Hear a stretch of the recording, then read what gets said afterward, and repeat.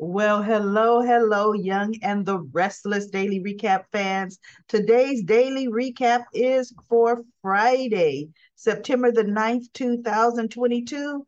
Friday, September 9th, 2022. Okay, we've got Nate and Elena having lunch. And Nate tells Elena, oh, he's going big. He's going all in on the music festival. He's talked to vendors. He's done this. He's done that. I mean, he is just stepped out there and went bold, right? And Elena's like, wait, slow down. Wait, hold on. And she's trying to get some sense of reasoning into him that, he's moving a little too fast. He hadn't even talked to Lily about it. She goes, this is not what Devon wants. You're going against his wishes. At least he goes, I would not be a good friend to you. I would not be a good girlfriend to you. I would not be a good woman who loves you if I didn't tell you, please slow down. Please talk to Lily. At least talk to Lily. And he says, okay, he would talk to Lily. He said, all right, he'll talk to Lily. But Lily already likes him, but talk to Lily. Okay.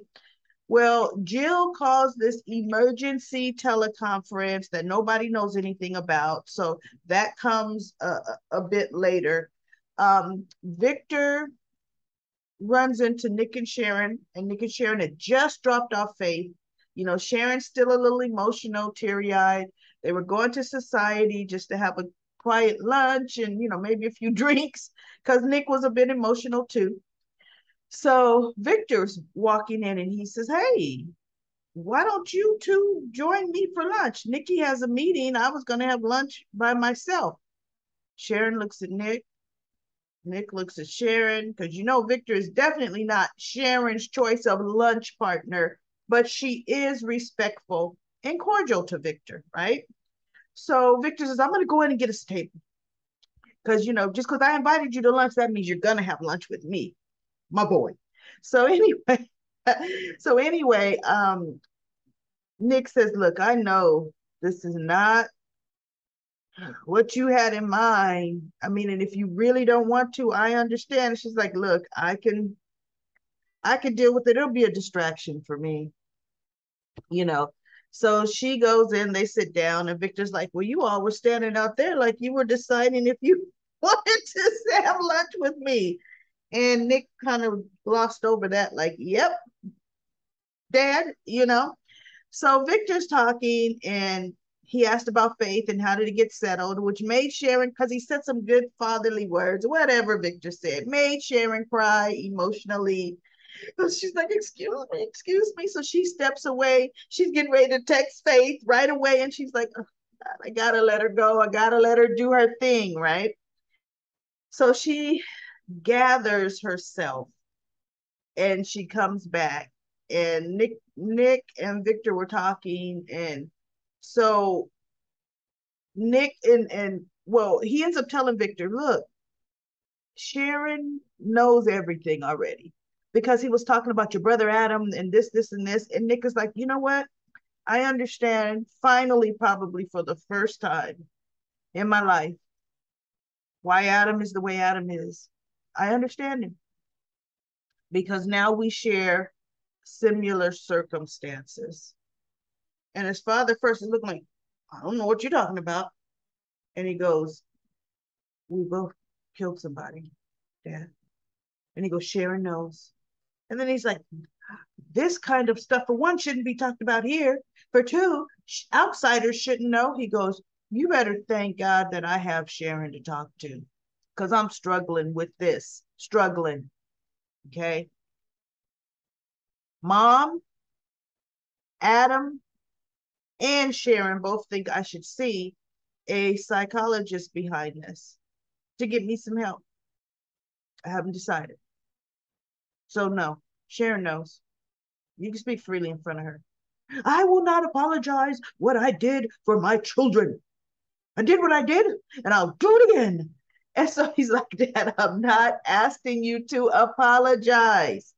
I'm just saying I understand Adam now and how he feels. and why he feels some of the things that he feels. Okay, that's all I'm saying there. And then he says, let's talk about that Spectrum woman. Um, I want her fired. She is not equipped. Every major division needs to be run by a Newman. And Victor and Nick is like, well, we're running out of Newmans, because there are no more. Faith is not going to be ready for 4 years, you know.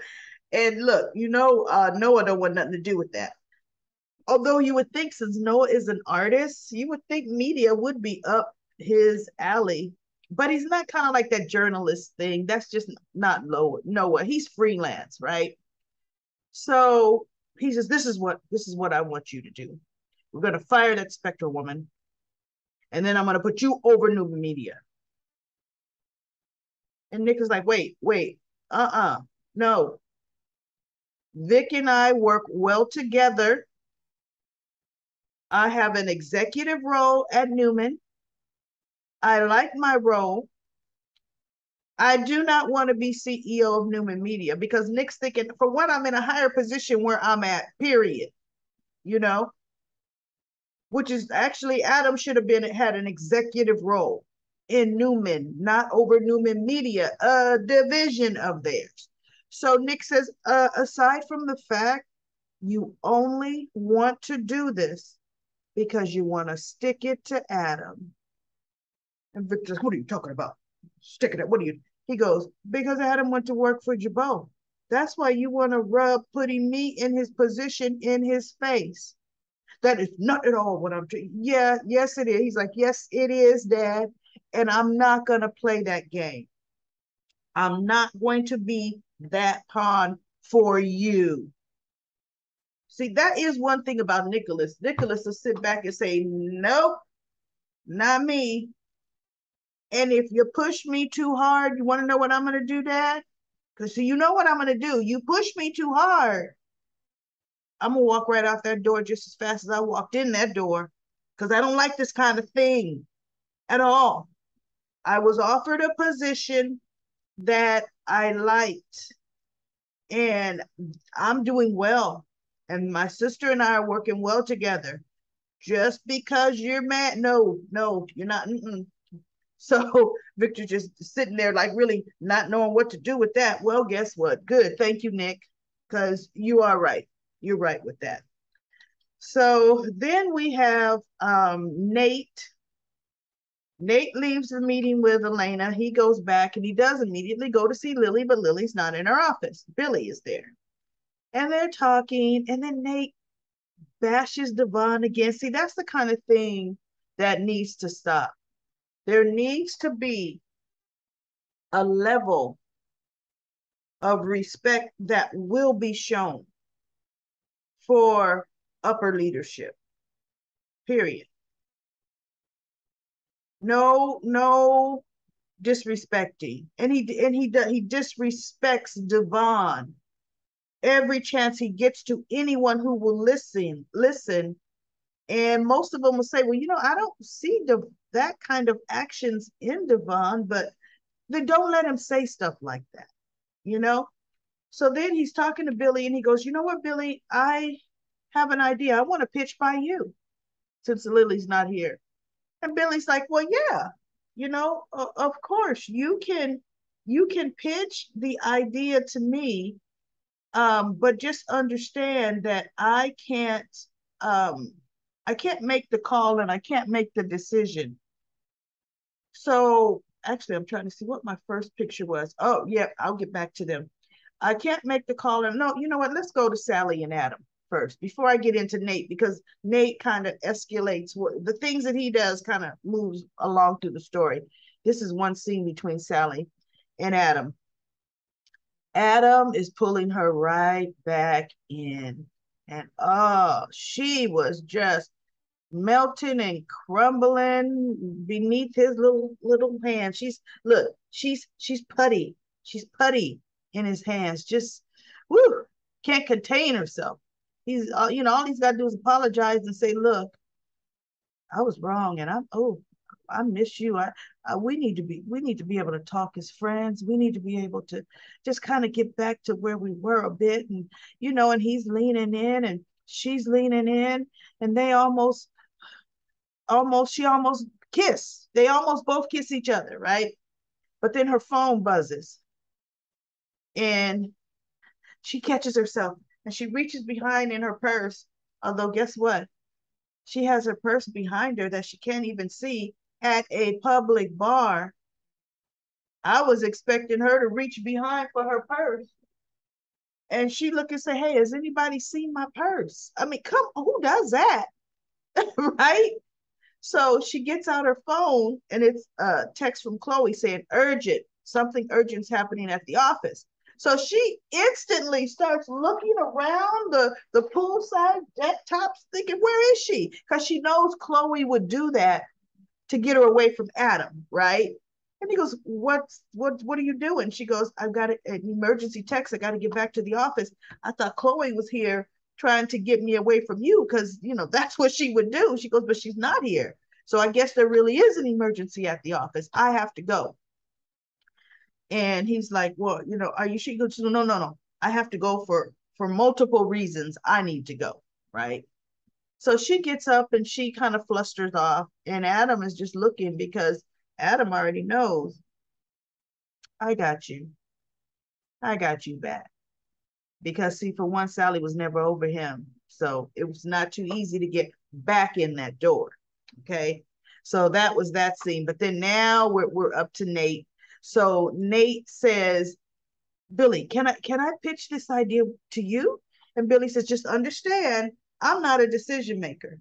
I am a COO to Lily like you're a COO to Devon.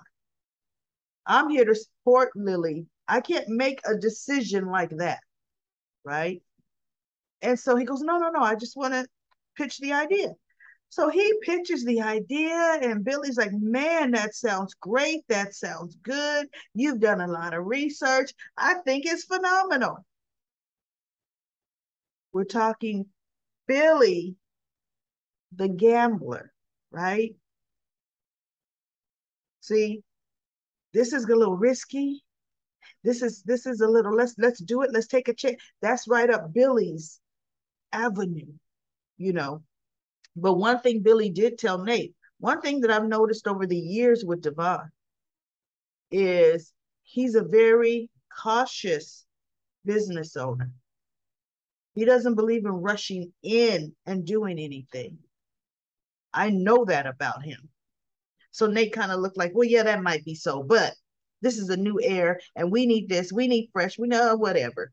So Lily comes in and Lily's like, okay, it's about time for the conference to start. And then she goes, what's going on? And Billy said, Nate just proposed a phenomenal idea about the music festival. So Lily's sitting down. She goes, oh, did you run it by Devon? And he goes, no, no, not yet.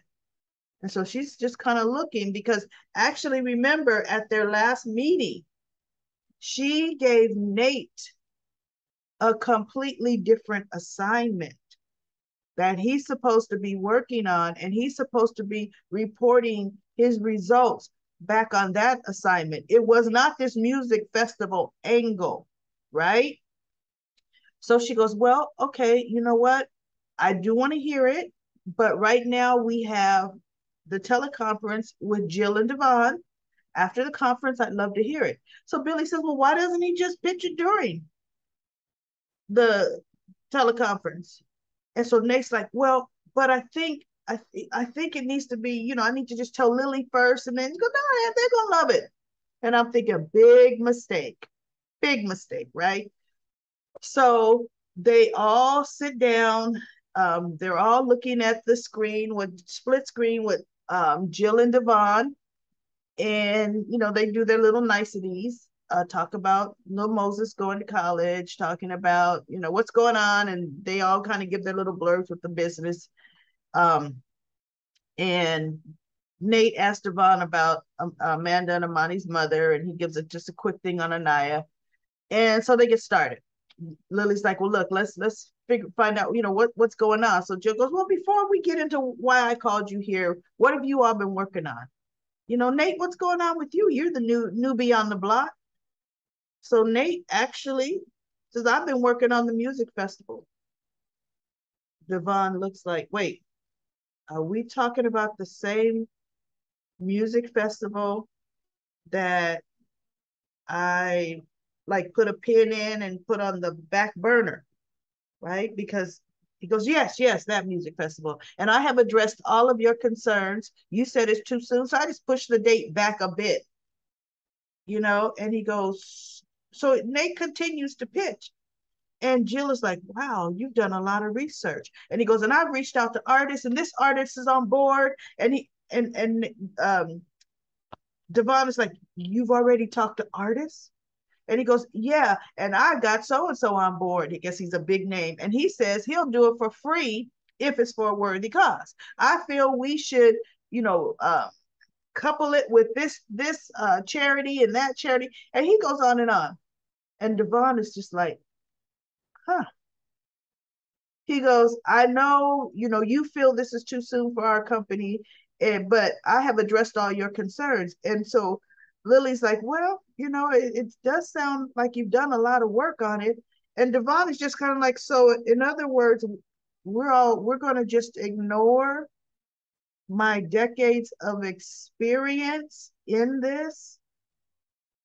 You're basing your research off of already established festivals and we're brand new. I mean, and Devon is just like, huh, I'll be. He didn't fly off of a handle, but you could tell in his tone he wasn't happy. He wasn't showing anger in his voice, but you could tell he wasn't happy. So Jill is like, "Ooh, I like this. I like I like it when we get little differences, little creative input and stuff, because that's what keeps things going." So finally, Jill gets so Lily goes, "Okay, so now Jill, you've heard about us, you've heard about what we're doing. What is this teleconference all about? What big move? What are you talking about?" Jill says, "Listen, we need to take the company public." And Lily looks, Devon looks, Billy's like, it's a little too soon for us to be taking the company public. That's a whole nother era. That's a whole different move, Mom, you know? And so she goes, Nate, what do you think? He goes, well, I mean, I think it's and then he kind of gets cut off because he's like forced in, I think it's okay. He doesn't know, right? But Devon's like, but if we go public, we all lose control. We all lose the ability to run our company the way we see fit. And Nate makes this statement, yeah, it's all about with you, it's all about controlling everything. And I'm like, see, hopefully Lily heard that. I don't think Devon or Jill heard it, but Lily should have been able to hear it. She was close enough. And I'm like, that's why Nate needs to go. You felt free for that to come out of your mouth in a meeting. Yeah, you need to go. You need to not be in any upper level meetings, right? So Devon says, look, I think we need to think and not lose sight of why we merged these two companies together. We merged them together to create a family legacy, not to give up the ability to run the family companies, the way we see fit. We would not be the owners if it's publicly traded. We will lose a lot. So she goes, no, it's the big picture. We'll get to do the kind of things that Nate wants to do, but on a global scale, not just a small scale. We'll get to make bigger, bolder moves. And Billy says, we need to just think about this, And Lily is just flabbergasted. She goes, well, Lily, what do you have to say? She goes, first of all, I need time to digest this. I need time, right? And she goes, well, Nate, what do you think? And he goes, well, what I think, actually, I think Lily said, Nate, What do you think? One of the two, Lily or Jill, said it. And he says, well, what I think this is all above my pay grade. Thank you for inviting me to this meeting, but I'll let you all discuss this. He gets up, but he gets up kind of with an attitude, gets up and walks out. And Lily is looking like, uh-huh, well, what just happened? Because he could have politely said, I need to think about it too, because I'm new to this. No, Nate, no, he was just it's above my pay grade. I'm out, right? And Devon just looks like, okay, there you go. And Billy was like, wow. So Jill goes, would anybody mind telling me what just happened?